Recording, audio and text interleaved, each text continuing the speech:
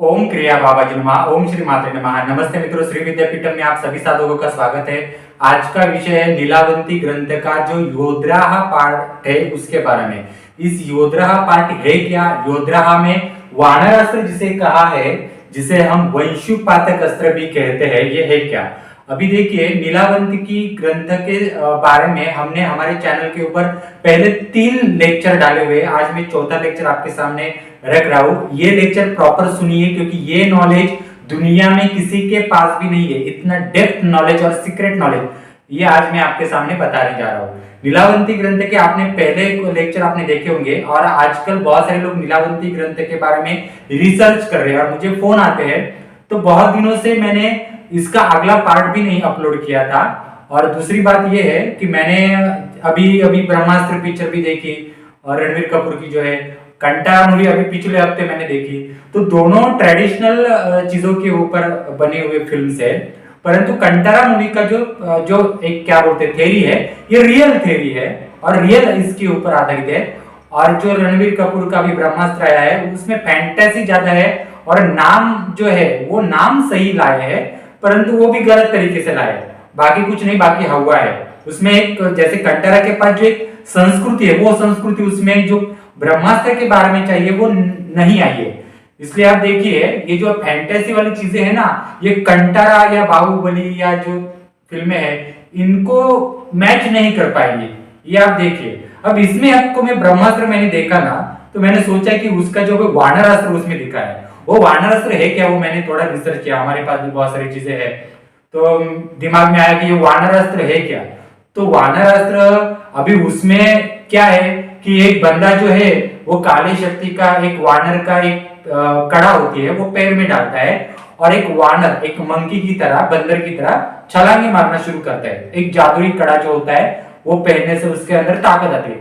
तो मैंने सोचा वानर अस्त्र ऐसा होता है क्या, क्योंकि मेरी बुद्धि अगर सामने कुछ चीजें आती है तो उसके ऊपर रिसर्च करना शुरू कर देती है, और रिसर्च में हम इतने हद तक चले जाते हैं कि हम सीधा वो शक्ति डायरेक्टली है क्या अस्तित्व में, दूध का दूध पानी का पानी, यहां तक चले जाते हैं। तो वही मैंने जो चीजें देखी रिसर्च के, वो आपके सामने रखने जा रहा हूं। तो वो भी एक पार्ट है, और दूसरा पार्ट नीलावंती का भाग मैंने जो था वो अभी तक अपलोड नहीं किया था, वो नेक्स्ट पार्ट में आपके सामने अपलोड कर रहा हूं।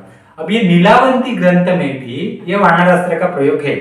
नीलावंती ग्रंथ में जो अलग अलग चैप्टर्स है, इसमें 25 चैप्टर्स, यानी 25वां जो चैप्टर है, तो 25वां चैप्टर जो है वो योद्राह के बारे में है।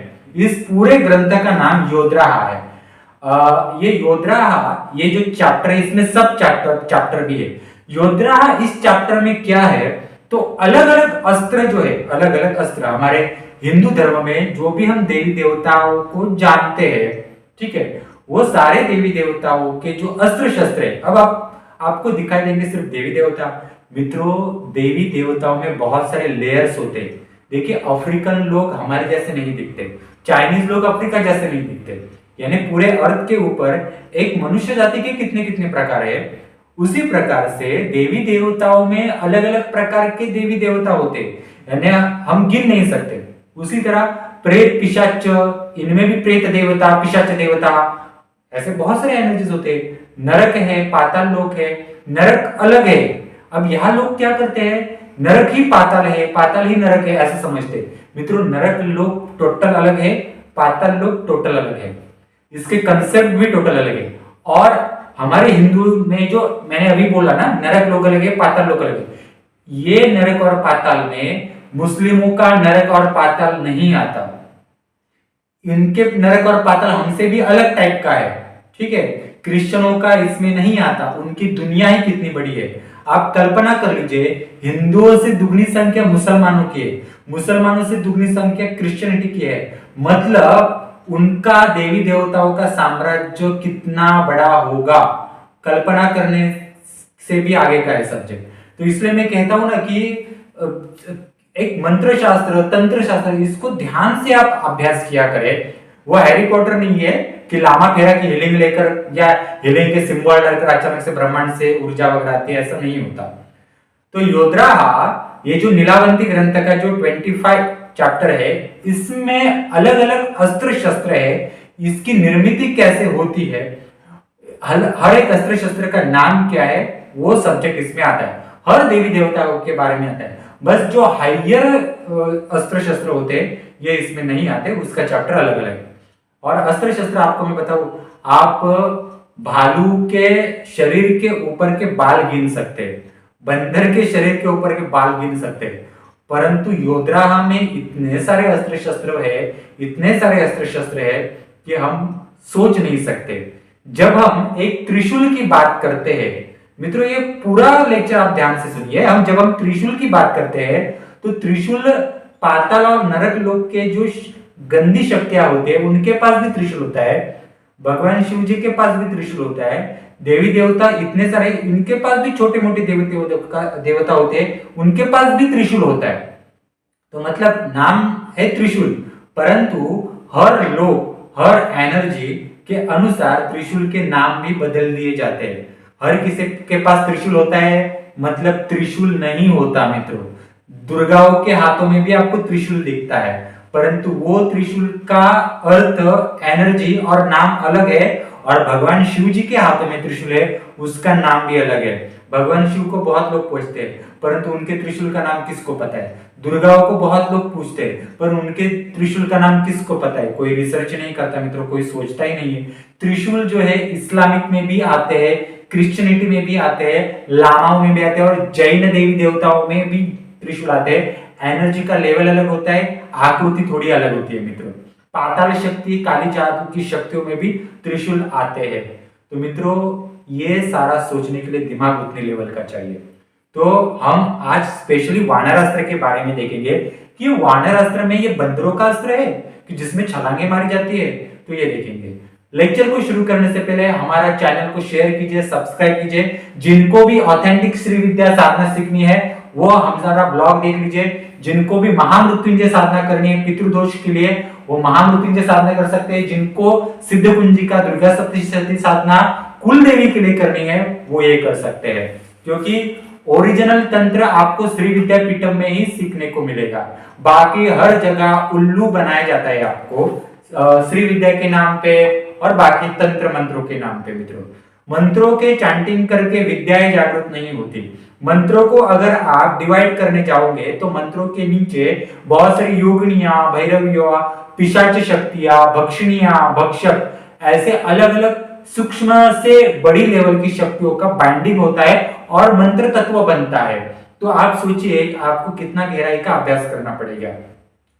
तो इसमें आयुर्वेदिक वनस्पति होती है, धातु शास्त्र होता है, पारद शास्त्र होता है, बहुत सारी चीजें होती है। वानर अस्त्र क्या है? जो ब्रह्मास्त्र की फिल्म में वानर अस्त्र दिखाया गया, कुछ लोगों ने देखा होगा तो ठीक है, नहीं तो मैं बताता हूँ। उसमें एक व्यक्ति एक कड़ा जो होती है वानर की, और उस कड़ा को वानर अस्त्र बोलते हैं, वो पैर में पहनता है और बहुत बड़ी, जैसे बंदर कैसे छलांगे मारते हैं वैसे छलांगे मारना शुरू कर देता है। तो ये ऐसा मुमकिन है क्या?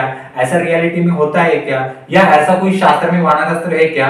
इसका मैं आपके सामने रख रहा हूं। तो वानर अस्त्र जो है इसका ओरिजिनल नाम वंशुपातक अस्त्र है। वंशुपातक अस्त्र आप नाम देख लेना, वंशुपातक अस्त्र। योद्राहा ग्रंथ जो है नीलावंती ग्रंथ का, इसमें इस वंशुपातक अस्त्र की असली हकीकत लिखी हुई है। अब वानर अस्त्र मतलब आपको दिखेगा वानर मतलब बंदर, तो मतलब ये बंदर से रिलेटेड ऐसा नहीं है। तो जैसे मैंने आपको बोला ना त्रिशूल सारी जगह पे होता है, वैसे तलवार भी जो होती है सारी जगहों पे होती है। मुसलमानों में भी होती है, हिंदुओं में भी होती है, क्रिश्चियनिटी में भी होती है, जैन में भी होती है, लामाओं में भी होती है। हर देवी देवता, काले जगत, असुर राक्षस, देवी देवता, इनके पास भी जो होती है तलवार होती है। ठीक है, तो वैसे एक अस्त्र की अलग अलग टाइप्स होते हैं, उसको सूक्ष्म रूप से स्टडी करना चाहिए। वानर अस्त्र क्या होता है? वानर अस्त्र ये एक भाले की तरह होता है, परंतु उसका कर्विंग वगैरह थोड़ा अलग टाइप का होता है। वानर अस्त्र एक ही नहीं होता, उसके बेसिक मेथड जो बनाने की होती है, इसमें आप दानवों में, असुरों में, देवताओं में, ललिता त्रिपुर सुंदरी के श्री कुल में भी, काली के काली कुल में भी, तथा जो अभी हनुमान जी ने जिस कुल में जन्म लिया वो वानर कुल भी है, उसमें भी वानर अस्त्र होता है। ये वंशुपातक अस्त्र, जिसे वंशुपातक अस्त्र कहा है, ये बनता कैसे है तो वो एक बार देखते हैं। वंशुपातक अस्त्र जो है, वंशु म्हणजे मतलब क्या है? वंशु मतलब आप देखिए कुछ देवी देवता ऐसे होते हैं कि जिनके नाक, जो नाक होता है ना, ये नाक होता है, यह एक बाली होती है चांदी की। आप देखिए कुछ देवी देवताओं में चांदी की होती है, कुछ देवी देवताओं में सोने की होती है, और कुछ अलग धातु की भी होती है। तो यहाँ एक बाली होती है जिसका आधा भाग नाक के अंदर होता है। ये बाली जो बहुत पुराने दानव, पुराना वानर बंदर, पुरानी देवी देवता, जिस लोक में वो बनाना है उसके हिसाब से मैं बता रहा हूं, वो शक्ति जितनी पुरानी हो चुकी है, ठीक है, और वो बाली जितनी पुरानी उसके नाक में रही है, उस बाली को निकाला जाता है। और वो बाली निकालने के बाद उस व्यक्ति की लाड़ जो होती है ना, लाड़, यानी अगर वानरों में बनाना है तो वानरों की लाड़ होती है, ठीक है। दानवों में बनाना है या असुरों में बनाना है तो उनके जिह्वा में, शरीर में एक लाड़ होती है। देवताओं में बनाए तो वो उनकी लाड़ होती है। वो लाड़ और ये नाक की जो बाली होती है, इसको मिक्स किया जाता है अग्नि में डालकर, और उसके ऊपर उनके उनके शास्त्र का तांत्रिक प्रयोग होता है। और वो तांत्रिक प्रयोग बनने के बाद उसमें थोड़ा और अलग धातु को मिक्स करके वो भाला तैयार किया जाता है, ठीक है। भाले की कंसेप्ट जो है सारी जगहों पर एक है, बस उसका कर्विंग जो होता है वो अलग अलग टाइप का होता है, और वो ऊर्जा अलग अलग टाइप की उसमें ली जाती है। जैसे कि अगर दानवों ने वानर अस्त्र या वंशुपातक अस्त्र बनाया तो दानवों में कितने भी बड़ा दानव हो उसमें युद्ध में हराया जा सकता है। अगर जो हनुमान जी की वानर जाति है, उस वानर जाति में, वानरों में अगर बनाया गया ये वंशुपातक अस्त्र या वानर अस्त्र, तो उस वानर अस्त्र के आगे इंद्राद्री देवी देवता भी झुक जाएंगे। वो भी बड़े से बड़े देवता कुछ नहीं कर पाएगा, ठीक है। क्यों नहीं कर पाएगा? क्योंकि बंदर जाति जो है वो हाफ ह्यूमन है, हाफ वानर है, जिसके कारण उनके शरीर में एक्स्ट्रा ऑर्डिनरी एनर्जी आती है, ठीक है, एनिमल्स की एनर्जी। उसके साथ क्या होता है कि जिसका ये नाक का लिया हुआ हिस्सा है, जो बाली होती है, ये बहुत पुराने, यानी जो बूढ़ा वानर होता है उसकी ली जाती है। यानी बूढ़े होने के साथ उसका तजुर्बा, उसकी ताकत उसमें मिक्स हो जाती है, तो उसको काटना बहुत मुश्किल वाली बात होती है। तो इस प्रकार से ये वानरास्त्र बनता है। इसका नाम ओरिजिनल वानरास्त्र नहीं है, वंशुपातक अस्त्र है। वंशु मतलब ये जो नाक में बाली होती है ना वो, और पातक मतलब शरीर के अंदर जो लाड़ होती है वो। अब आपको यहाँ ये स्टडी करना चाहिए कि यहाँ पे नाक की जो बाली होती है इसमें क्या विद्या आती है। ऐसी बाली तो बाजार से बनवाई भी जा सकती है, परंतु स्पेशली उसी देवता का, उसी दानव का, उसी वानर का ही ये बाली क्यों ली जाती है, उसके बारे में एक तंत्र है। क्योंकि बाली के ऊपर वो व्यक्ति जितने जिंदा रहेगा उतना श्वास यहां से आता रहता है, तो श्वास की एनर्जी जो होती है वो बाली खींच लेती है। एक तंत्र है वो, ठीक है। मैं आपको यहाँ पर ओनली टच कर रहा हूं, पूरा इन डिटेल नहीं बता रहा हूं। तथा लाड़ होती है, लाड़ जो होती है वो पेट के अंदर से, शरीर के अंदर से आती है, उसमें बहुत सारी तेज ताकत होती है। तो इन दोनों ताकतों को मिलाया जाता है, ठीक है, और वो बनाया जाता है। आप भाला देखिए, भाला हवा में से काम करता है, ठीक है। भाला अगर आप फेंकेंगे तो उसमें हवा की भी ताकत लगती है, प्रेशर लगता है, और ये जो बाली होती है उसमें हवा की ही एनर्जी आती है, वायु तत्व की एक, क्या बोल सकते हैं, जो बहुत तेज ताकत आती है उसमें।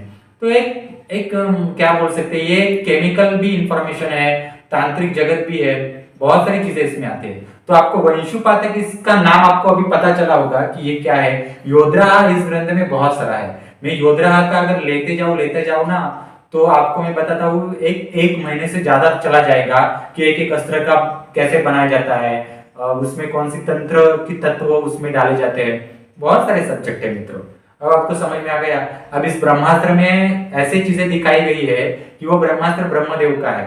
कुछ लोगों को ये पता है कि ब्रह्मास्त्र बगलामुखी का है। मित्रों, मैं एक बात आपको यहाँ बताने जा रहा हूँ कि ब्रह्मास्त्र ब्रह्मदेव के पास भी है, ललिता त्रिपुर सुंदरी के पास भी है, ब्रह्मास्त्र विष्णु के पास भी है, ब्रह्मास्त्र शिव जी के पास भी है। ब्रह्मास्त्र ये संकल्पना है क्या? तो ब्रह्म अधिक अस्त्र। ब्रह्म मतलब क्या है कि आपने ब्रह्म को कितना जाना है, ब्रह्म ने ये जो द्वैत अद्वैत ये निर्माण किया है, उसका आप जो तत्व ज्ञान और ज्ञान तजुर्बे से जानते हैं। तजुर्बा मतलब बुढ़ापा आता है आपको, ठीक है। बुढ़ापा मतलब शारीरिक बुढ़ापा नहीं होता इसमें, बुढ़ापा मतलब एक तजुर्बा आता है, एक अनुभव आता है और आपका स्वभाव दृष्टिकोण उसमें बदलता है, ठीक है। तो वह ज्ञान संपन्न आता आती है। अब ज्ञान संपन्न मतलब घर में आपने ब्रह्मसूत्र, विवेक चूड़ामणि, आपने किसी में पीएचडी की है आध्यात्मिक शास्त्र में, या आपके हीलिंग विलिंग आपने कुछ मंत्र किए, ऐसा नहीं होता। 2000 का नोट अगर आप 2 साल के बच्चे के हाथ में देंगे तो वो 2 साल का बच्चा 2000 का नोट जो है वो फाड़ देगा, कोई कीमत नहीं रहेगी। वैसे ही अवस्था होती है, घर में आपके पास इतने सारे ग्रंथ होने से कुछ नहीं होता, तजुर्बा होना बहुत जरूरी होता है। और ये तजुर्बा जो होता है आप कितनी भी कीमत देकर उसको प्राप्त नहीं कर पा सकते। तो वैसे ही ब्रह्मास्त्र मतलब क्या है, ब्रह्म तत्व का ज्ञान आपने कितने लेवल तक पाया है, वो ब्रह्म तत्व का ज्ञान ब्रह्मा के पास अलग है, ब्रह्मा ने उसे अलग समझा है और उसकी लेयर से कितने लेयर्स तक उसने उसे समझा है। शिव जी ने कितने लेयर्स तक समझा है, शिवा ने कितने लेयर्स तक समझा, विष्णु जी ने उसे कितने लेयर्स तक समझा है। वो तजुर्बा और वो ज्ञान एक होकर उनकी उनकी वो आत्मशक्ति का एक एनर्जी बनती है मित्रों, ठीक है। और ये एनर्जी हर किसी के ऊपर भारी पड़ती है। जैसे कि आप देखिए पहले के जमाने में शास्त्रार्थ होता था, तो शास्त्रार्थ में क्या होता था, किसका ज्ञान वाक चातुर्य में या शास्त्रार्थ में किसके ऊपर भारी पड़ रहा है, ज्ञान के लिए भी चौकस वृत्ति लगती है मित्रों। तो उसी प्रकार से ये ज्ञान का तजुर्बा होता है और उससे वो ताकत बनती है। क्या आपने ब्रह्मदेव को समझने का तत्व ज्ञान लिया है, आपने गायत्री को समझने का तत्व ज्ञान लिया है। अगर गायत्री के पास भी ब्रह्मास्त्र विद्या है, तो ब्रह्मास्त्रों में अलग अलग फर्क है, ब्रह्मास्त्र में अलग अलग लेयर्स है और मूल जो ब्रह्मास्त्र है बगलामुखी का, वो सब्जेक्ट ही टोटल अलग है, वो डायरेक्टली हमारे अर्थ के ऊपर नहीं आता मित्रों, ठीक है। तो आप जिस ब्रह्मास्त्र को पूछ रहे हैं वो ब्रह्मास्त्र कौन है, ये भी क्वेश्चन मार्क है, वो भी एक स्टडी करने जैसा सब्जेक्ट है। लोग ब्रह्म विद्या, ब्रह्मास्त्र विद्या, बगलामुखी करते हैं, परंतु ब्रह्मास्त्र का स्टडी नहीं करते है। कैसा ब्रह्मास्त्र, ये समझ में आना चाहिए।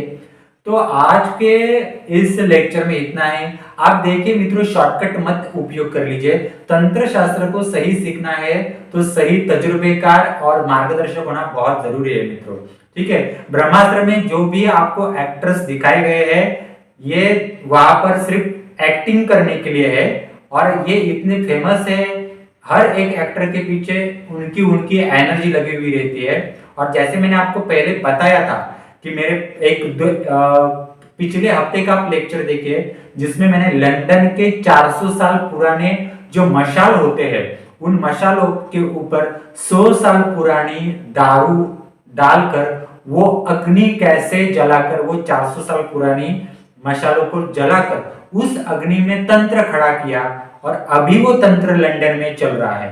तो मतलब आप सोचिए कितना हेवी तंत्र होगा, ये सोचने वाली बात है। अरविंद केजरीवाल की जो झाड़ू है, उसने कौन सी अलक्ष्मी और कौन सा तंत्र खींच के लाया है कि वो एक झाड़ू भाजपा के कमल को और कांग्रेस के हाथ के तंत्र को भी मसल के रख दिया उसने। तो उस झाड़ू में भी कोई तंत्र है मित्रों, ये आप सोचो, ये सोचने वाली बात है। तो आपको अगर सच में ये कुछ अभ्यास करना है तो यहां से ये सोचना पड़ेगा। और मेरा पुराने लेक्चर्स आप देखिए, इसमें मैंने इन डिटेल तंत्र शास्त्र के बारे में काफी कुछ दिया हुआ है। अगर आपको श्री विद्यापीठम द्वारा ऑथेंटिक साधना सीखनी है तो पहले कुल देवी की साधना सीख लीजिए, सिद्ध कुंजिका, दुर्गा सप्तशती साधना, महामृत्युंजय साधना, जिसमें हमने आयुर्वेदिक औषधि, पारद शास्त्र, भस्म उपयोग करके वो चीजें सिखाई गई है। आप लोग जो है महामृत्युंजय का रट्टा मारते हैं, ओरिजिनल महामृत्युंजय का तंत्र वहां पे सीखिए आप मित्रों। 64 योगिनी की साधना है और नॉलेज के लिए श्री विद्या एडवांस, श्री विद्या एसेंशियल और क्रिया योग एसेंशियल जैसे नॉलेज कोर्सेस है, वो आप जरूर ज्वाइन कर लीजिए। आप में से बहुत सारे लोग फेक जगहों पर खर्च करते हैं, फालतू जगहों पर खर्च करते हैं अलग अलग टाइप में। असल और ओरिजिनल नॉलेज लेना शुरू कर दीजिए मित्रों। धन्यवाद। हमारे YouTube चैनल शेयर कीजिए और सब्सक्राइब कीजिए।